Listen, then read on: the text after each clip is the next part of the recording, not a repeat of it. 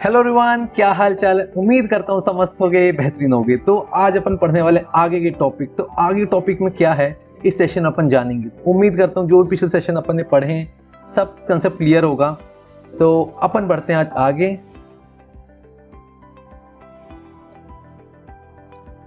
तो क्या पढ़ने वाले हैं अपन आगे आज।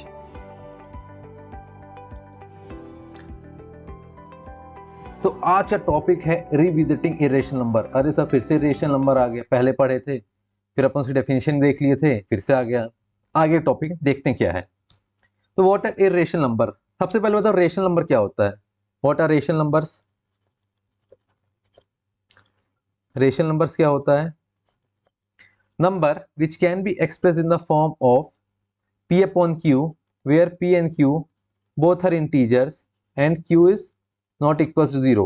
ये वाली कंडीशन अपन देखे थे, क्यों नहीं होनी चाहिए जीरो, क्योंकि 1/0 अगर हो गया, 2/0 हो गया, ये तो डिफाइन नहीं होगी टर्म ना, ये तो नॉट डिफाइंड हो गई। इसलिए अपन क्यू में कंडीशन इंपोज कर देते हैं, Q is not equal to 0। तो सर इरेशनल नंबर क्या हो गया। इरेशनल नंबर क्या होते हैं।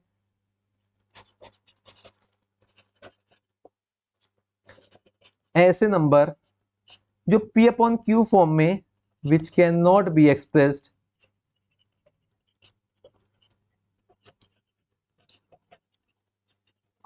इन p upon q form are called as irrational number. तो सर एग्जांपल बता दो, ऐसे कौन कौन से नंबर है। एग्जांपल ले लो, √2, √3, √5। These all are irrational number. आगे अपन यही प्रूफ करेंगे, अपन ये प्रूफ आएगा कि proof that √2 is irrational number, proof that √3 is irrational number. तो अपन उसको आगे जाके प्रूफ करने वाले हैं। इसमें क्या पाई इरेशनल है। इज पाई अ रेशनल और इरेशनल। सर अपन पाई को लिखते हैं 22/7। तो मतलब ये तो अपन p अपॉन क्यू फॉर्म में एक्सप्रेस हो गया। अरे भाई, ये pi is approximate value of 22/7, approximate value of pi. ये इसकी वैल्यू नहीं होती, अपन अप्रोक्सीमेशन लेके चलते हैं। अगर आप डिवाइड करने बैठोगे तो ये कंटिन्यू नॉन रिकरिंग होता है। ये नॉन रिकरिंग होता है कि बढ़ता जाता है, बढ़ता जाता है, बढ़ता जाता है। इसलिए अपन पाई को इरेशनल लेते हैं। अपन ये जो अपन 3.14 भी लिखते हैं, कहीं कहीं होगा 3.14, ये इसकी अप्रोक्सीमेट वैल्यू, इसकी बराबर नॉट इक्वल वैल्यू नहीं होती है, ये अप्रोक्सीमेट वैल्यू होती है।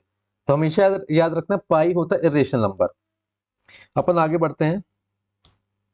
तो कुछ कुछ पॉइंट्स है रेशनल इरेशनल नंबर के बारे में जो आपको याद करना है। पहला पॉइंट क्या आता है, the sum of two rational number is always rational.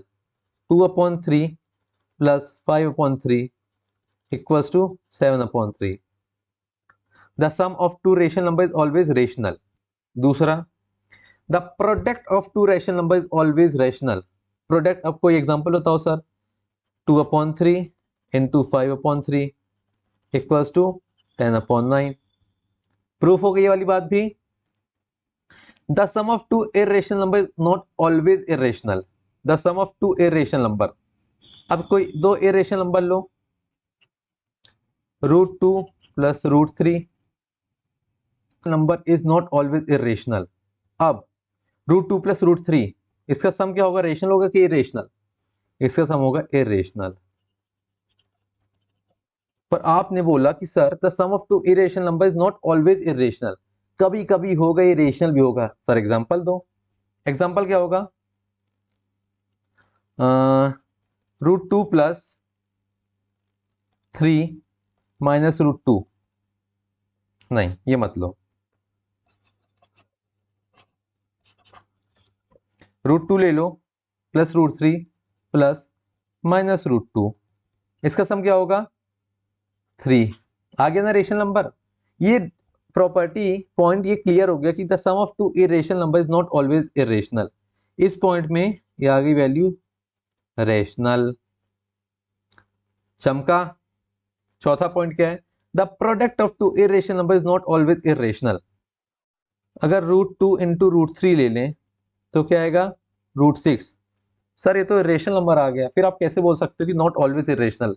कुछ ऐसे एग्जांपल भी दो ना यार जिसमें रेशनल आ रहा हो। ले लो भाई, आप ही देख लो। √2 इंटू √2 2, ये क्या आ गई वैल्यू रेशनल।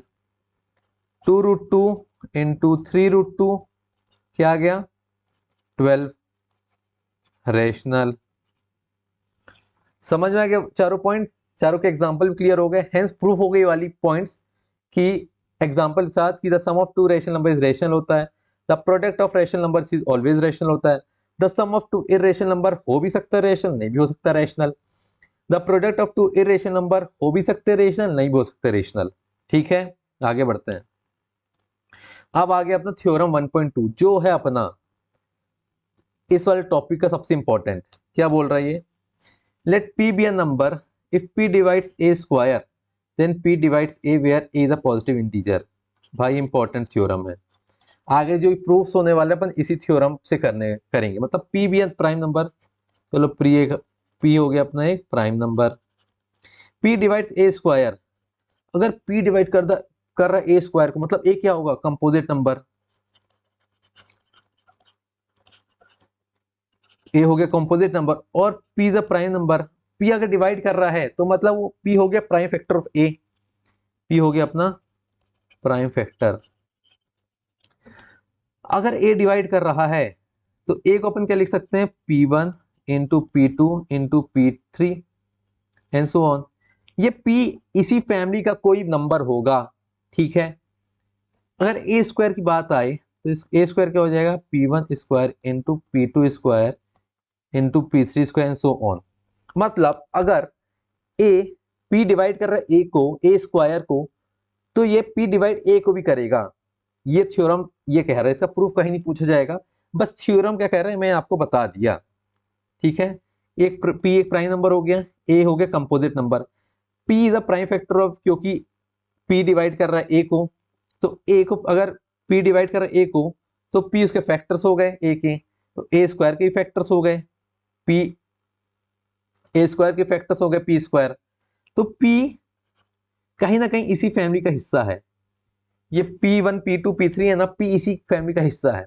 अब आगे जो भी अपन इरेशनैलिटी प्रूफ करेंगे अपन इसी थ्योरम को बेस में लेके चलेंगे। ये क्लियर हो गया वाला थ्योरम, प्रूफ इसका कहीं नहीं आएगा, आपको थ्योरम बस एक्सप्लेन करना था मुझे। चलें आगे। अब आ गया प्रूफ दैट √2 इज इरेशनल। भाई इसमें 5 स्टार लगा लेना, ये है वेरी वेरी इंपॉर्टेंट, गांठ बांध के रख लो, एग्जाम में आएगा ही आएगा। अपन इसमें कौन सा मेथड यूज करते हैं, इसमें अपन यूज करते हैं बेटा कॉन्ट्राडिक्शन मेथड। सर ये कॉन्ट्राडिक्शन मेथड क्या होता है, कॉन्ट्राडिक्शन क्या होता है कि अपन जो बात मान के चलते हैं वो गलत हो जाए, कॉन्ट्राडिक्टरी बात अपन कर गए, उसको अपन कहते हैं कॉन्ट्राडिक्शन मेथड। मतलब अपन क्या करेंगे इस वाले क्वेश्चन में मान के चलेंगे, अपन मानेंगे कि ऐसा होगा, अगर वो चीज नहीं होगी वैसी तो कॉन्ट्राडिक्शन हो जाएगा। तो अपन मानेंगे शुरू में सब लेट √2 इज रैशनल नंबर, मान के चलेंगे कि √2 रैशनल नंबर होता है। अगर ये रैशनल नंबर होगा, अगर √2 रैशनल नंबर है तो √2 को अपन p अपॉन q फॉर्म में लिख सकते हैं, where p and q belongs to integer and q not equals to 0, इस फॉर्म में लिख सकते हैं। मतलब एक फैक्टर होगा जो p और q दोनों को डिवाइड कर देगा, एक फैक्टर होगा तो ऐसा लिख सकते हैं √2 equals to m upon n। कोई होगी ना चीज जो p और q को डिवाइड कर जाए, वेयर m n आर को प्राइम। अब ये नई चीज आ गई, को प्राइम क्या होता है। √2 को अपन रैशनल माने तो कोई ना कोई नंबर होगा जो p और q दोनों डिवाइड कर दे, तो अपन सपोज करते हैं √2 equals to m upon n, where m n n are coprime क्या होंगे, नई बात आ गई है। तो साइड में लिखते हैं को प्राइम की डेफिनेशन अपन। को प्राइम क्या होता है, coprime are those numbers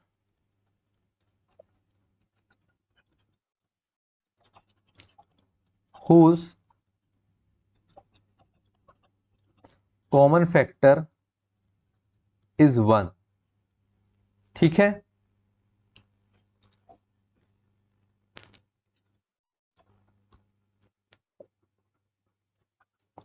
मतलब अपन मान के चल रहे हैं कि m और n के सिर्फ कॉमन फैक्टर 1 होगा, दीज आर कॉल्ड को प्राइम नंबर्स।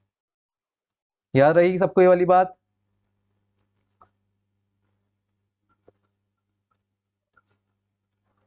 उस कॉमन फैक्टर इज 1। चलते हैं, तो root two equals to M upon n, अपन क्या लिख सकते हैं अब, root two equals to M upon n, तो m equals to root two n लिख सकते हैं। अब स्क्वायर करना है, तो इससे इसका क्या समझ में आया कि m square equals to two n square, मतलब two divides m square, two divides m square. Theorem क्या बोलता था कि if p divides a square then p divides a, तो इसमें p क्या है 2, a क्या है m स्क्वायर, मतलब 2 डिवाइड्स m ऑल्सो। ठीक है, इसका मतलब क्या हो गया, अगर 2 डिवाइड्स m स्क्वायर तो 2 divides m also according to theorem. ये अपन ने थ्योरम में पढ़ा है, मतलब 2 is a factor of m। तो अपन कैसे लिख सकते हैं, m इक्वल्स टू 2 भी लिख दो, ठीक है लिख सकते हैं ना, 2 is a factor of m है, तो फिर से इसको स्क्वायर करो,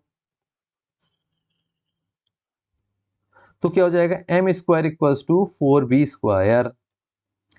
एम स्क्वायर क्या होगा, यहां से एम स्क्वायर है अपना 2n स्क्वायर, यहां से देखो, ठीक है, तो 2n square equals to 4b square, तो n square equals to 2b square, मतलब 2 डिवाइड्स n स्क्वायर। भाई n square equals to 2b square, मतलब 2 फैक्टर है n स्क्वायर का, तो 2 डिवाइड्स n स्क्वायर। अब थ्योरम क्या कहता था, if p divides a square p divides a also, मतलब 2 डिवाइड्स n ऑल्सो। इससे क्या समझ में आया कि 2 2 2 is a factor of both m and n, but अपन ने क्या लेके चला था कि m n n are coprime. Coprime मतलब 1 के अलावा उसका फैक्टर नहीं होना चाहिए, इसमें निकल के आ गया 2, 2 निकल के आ गया, मतलब क्या हुआ, hence our contradiction is wrong.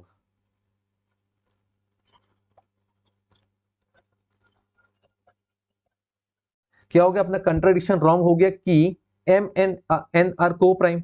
अगर m और n को प्राइम है, मतलब root two is not a rational number, ये नॉट अ रेशनल नंबर आ गया ये वाली प्रॉपर्टी से, hence root two is irrational number. समझ में आ गई बात।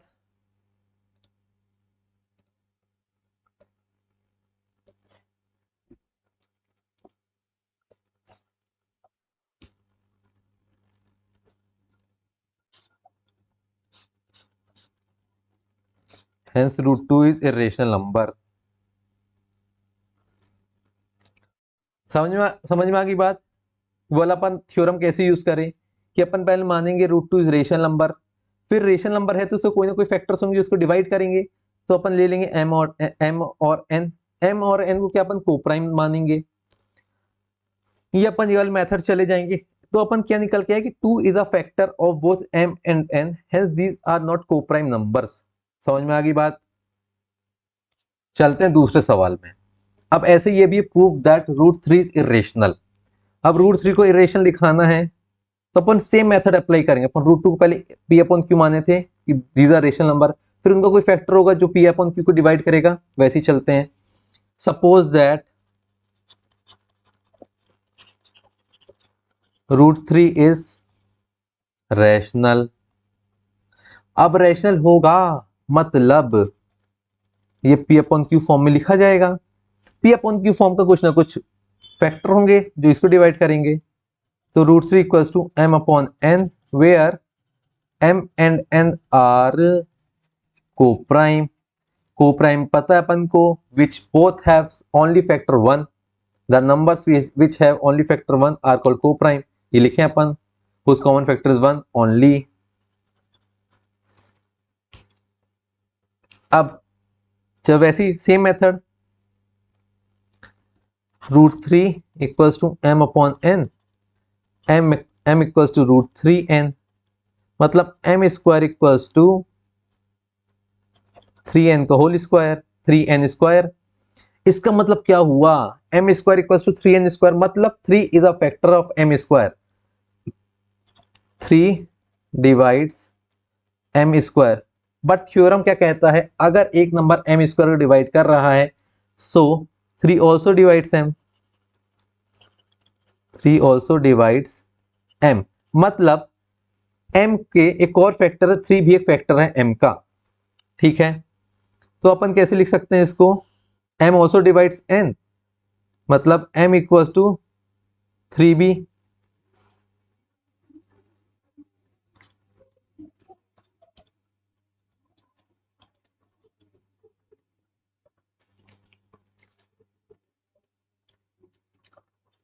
m equals to 3b because 3 is a factor of m। अब इसको भी स्क्वायर करो, m square equals to 9b square. m की वैल्यू क्या है, यहां से निकाल लो, m की वैल्यू यहां से डाल दो, क्या हो जाएगी m की value, 3n square equals to 9b square. ठीक है, तो क्या हो गया, n square equals to 3b square, वही बात हो गई। n square equals to 3b square क्या होगा, मतलब 3 is a factor of n square, 3 divides n square. But theorem क्या कहता है, अगर 3 डिवाइड्स n स्क्वायर मतलब 3 डिवाइड्स n ऑल्सो, इसका मतलब क्या हो गया, m एंड n जो अपन को प्राइम लेके चले थे वो कॉन्ट्राडिक्ट हो गया वाला फैक्ट, क्योंकि 3 भी इसका फैक्टर आ गया, hence these both are non co-prime numbers since m and n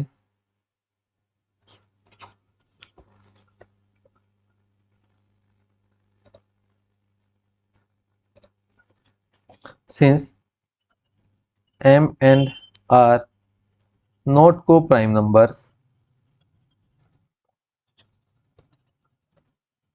hence this contradicts the fact that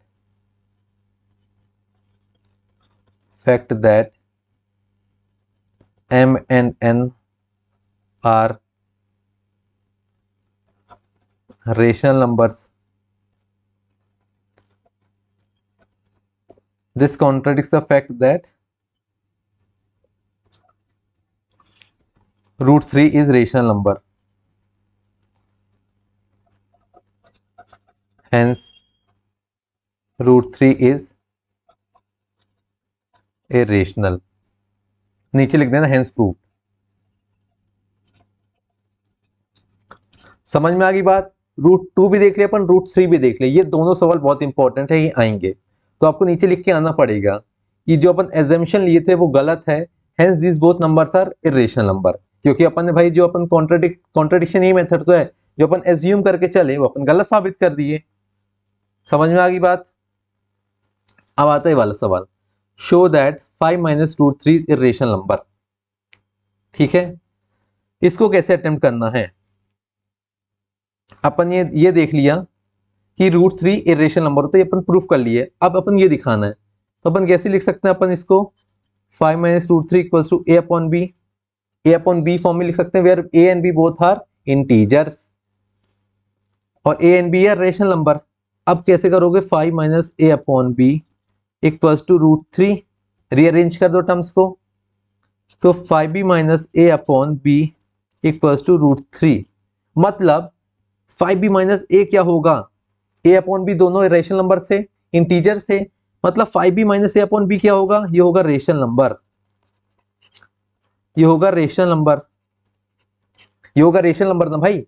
और √3 अपन ने क्या प्रूफ किया, √3 अपन ने प्रूफ किया इरेशनल नंबर, अपन ने √3 क्या प्रूफ किया, इरेशनल नंबर, तो क्या रेशनल नंबर बराबर इरेशनल नंबर हो सकता है, नहीं हो सकता, hence 5 minus √3 is irrational number. चमकी बात, 5 माइनस रूट 3 अपन ए अपॉन बी फॉर्म में लिख सकते हैं। मान सपोज, ये भी अपन सपोज है, सपोज 5 माइनस रूट 3 बराबर ए अपॉन बी। रीअरेंज करोगे तो ये तो रेशनल नंबर ही होगा, ये तो रेशनल नंबर होगा, क्योंकि अपन ए अपॉन बी ले रहे थे रेशनल नंबर।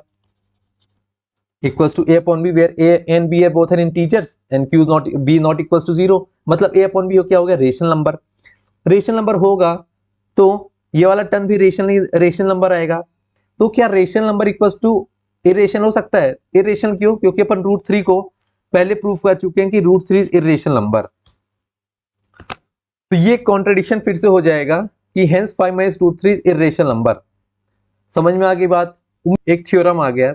आगे क्वेश्चन है जो भी एक्सरसाइज 1.3 है वो अपन अगले सेशन में करेंगे और कुछ बढ़िया सवाल भी करेंगे। तो उम्मीद करते हैं वाला सेशन पसंद आया हो तो लाइक शेयर और सब्सक्राइब करना है। Bye bye.